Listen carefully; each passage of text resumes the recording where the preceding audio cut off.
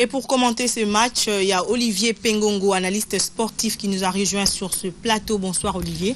Bonsoir Maggie. Qu'est-ce qu'on peut retenir de ces matchs Cameroun-RDC?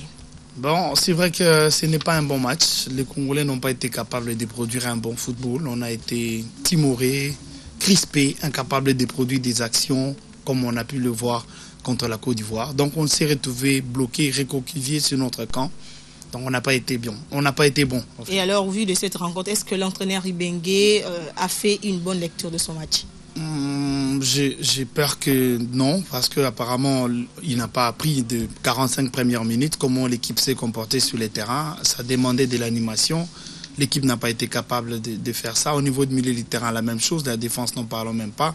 Les Léopards se sont retrouvés coincés aujourd'hui à Yaoundé, alors qu'on savait qu'il y avait des valeurs dans cette équipe capables de permettre à cette équipe de jouer un bon football.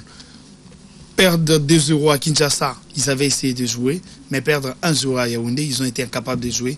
C'est désolant. Je crois que là, l'entraîneur a une part parce qu'il n'y a pas eu assez d'animation et que pendant 70 minutes, il n'a pas été capable de voir les erreurs ou encore l'incapacité de ces joueurs à faire un pressing haut pour empêcher les Camerounais de nous acculer pratiquement sur notre camp pendant les 90 minutes. Alors, qu'est-ce qui serait à la base de ça, selon toi?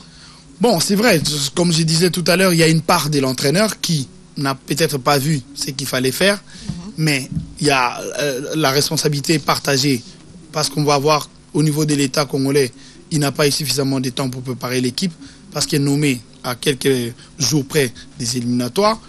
Les ministères interdisant à l'entraîneur de procéder par des matchs amicaux l'a limité aussi. Il n'a pas suffisamment beaucoup de temps pour voir comment ces joueurs-là devaient se comporter face à un match important. Donc, la responsabilité est très partagée. L'entraîneur a sa part parce que, comme entraîneur, il est censé voir ce qui s'est fait sur le terrain. Mais avant ça, il y a d'abord une préparation que la Fédération congolaise et les ministères des Sports devaient l'aider à arriver à voir ça. Plusieurs personnes accusent Florent Ibenge de n'avoir pas fait un beau coaching. Le pensez-vous aussi? Oui, par rapport à ces 90 minutes, je suis d'accord avec les Congolais. Je crois fermement qu'il y avait possibilité de faire mieux que ces scores-là. Perdre par 1-0 à Yaoundé dans un match qui n'était pas aussi compliqué que ça. Les Cameroun avaient au moins 5 joueurs absents. Donc les Léopards avaient toutes les chances. Les Léopards gardaient toutes leurs chances de bien jouer. En tout cas, même ne fût-ce d'arracher un match nul. Mais le problème, c'est que les garçons se sont retrouvés coincés et incapables de produire ce qu'ils ont dans les jambes. C'est des bons joueurs, c'est des jeunes gens très talentueux à qui le Congo repose aujourd'hui de l'espoir. Parce que c'est une nouvelle génération. Mais cette nouvelle génération a besoin de travailler. On ne les accorde pas suffisamment les temps de préparation. Il n'y a pas de matchs amicaux. Et l'entraîneur s'est retrouvé coincé et finalement on se retrouve sur ses scores. Alors avec cette défaite, est-ce que les Léopards peuvent encore espérer continuer cette aventure? Oui, mais l'espoir, nous sommes partis de Kinshasa vers Yaoundé avec à peine 40% des chances. Aujourd'hui, il ne nous reste plus que 15%. Ah bon? On n'a que 15% des chances de se qualifier. Pourquoi? Puisque notre sort ne dépend plus de nous, mais dépend des autres groupes. Par exemple, de cette groupe. Vous avez le Nigeria qui venait de battre le Congo-Brazzaville aujourd'hui. Le Nigeria qui a 7 points va devoir jouer sa dernière journée. Donc si le Nigeria arrive à battre à la dernière journée l'Afrique du Sud et que le Congo-Brazza battait le Soudan, les deux auront 10 points. Donc du coup, comme le Congo ne sera pas capable d'atteindre 10, donc les qualifiés seraient dans ce groupe-là. Ce n'est pas seulement là-bas, c'est aussi dans le groupe B. Où vous avez l'Algérie, le Mali et le Malawi. Malawi 6 points, Mali 6 points. Donc si le Malawi à la dernière journée battait les Éthiopiens, ils auront 9.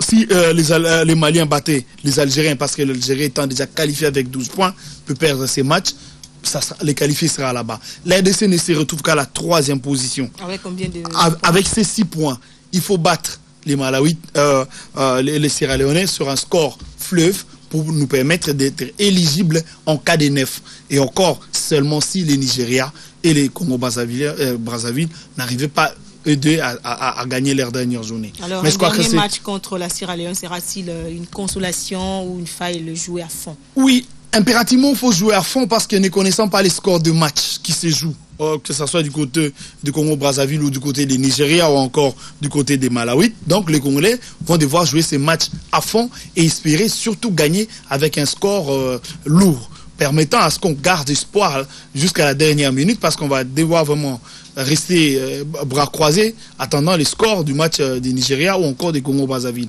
Parce que ces deux-là ont 7 et si ces deux équipes arrivent à gagner, ils auront 10. Du coup, l'espoir de la RDC va devoir s'envoler. Mais c'est vrai qu'il n'est resté que 15%, mais il faut jouer ces matchs-là à fond parce qu'au-delà de ces éliminatoires, certes, on sera peut-être éliminé, mais il faut bâtir. Non, faut pas être le prophète du malheur pour la RDC. Non, mais quand il ne vous reste plus que 15% des chances, mais il y a aussi un miracle, c'est le football.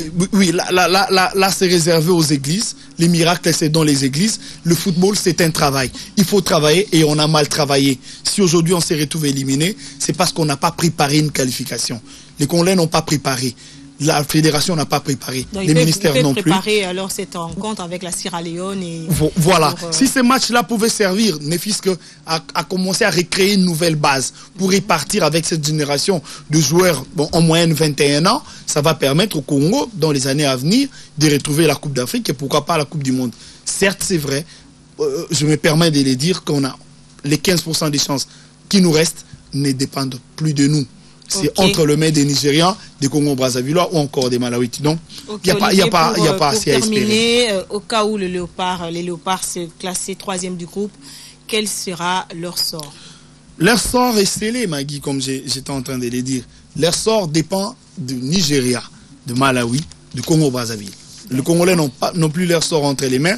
C'est peut-être comme tu disais maintenant. Pour que les donnes changent. Comme on est chrétien, alors allons dans nos églises, commençons à prier, mais demandons aux léopards d'y travailler pour préparer cette dernière journée.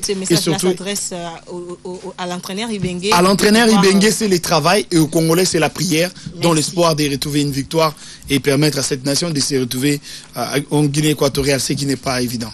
Donc nous ne pouvons que souhaiter bonne chance aux léopards, espérons qu'ils vont augmenter leurs points. Bonne chance aux léopards surtout. Merci Olivier Pengongo d'avoir répondu à notre invitation. Maggie. Parlons santé, déclaré depuis le 24 août dernier, l'épidémie d'Ebola vient d'être maîtrisée à Djera dans la province de l'Équateur. L'annonce de la fin de l'épidémie d'Ebola a été faite ce samedi par le ministre de la Santé Félix Kabange.